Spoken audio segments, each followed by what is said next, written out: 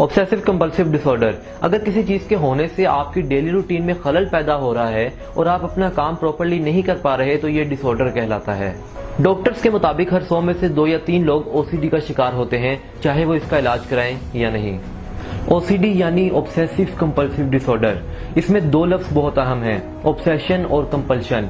Obsession का मतलब वहम या सोच और उनका एक गलबा, जबकि कंपल्शन का मतलब उस वहम से बचने के लिए जो भी बिहेवियर अपनाया जाता है उसको कंपल्शन कहा जाता है। ओसीडी में इरेशनल थॉट्स आती हैं, यानी ऐसी थॉट्स जिनका हमें खुद भी पता होता है कि ये गलत हैं, लेकिन फिर भी हम उनके बारे में बार बार सोचते हैं। इसमें एक ही ख्याल बार बार आता है और हम बार बार उसी ख्याल के बारे में सोचते जाते हैं। कुछ लोगों को बार बार ये ख्याल आता है कि उनके हाथ गंदे हैं, इसलिए वो अपने हाथों को उस वक्त तक धोते हैं जब तक वो खुद सेटिस्फाइड नहीं हो जाते। ऐसे लोग अपने दरवाजों के लॉक्स को बार बार चेक करते हैं कि क्या कोई लॉक खुला हुआ तो नहीं।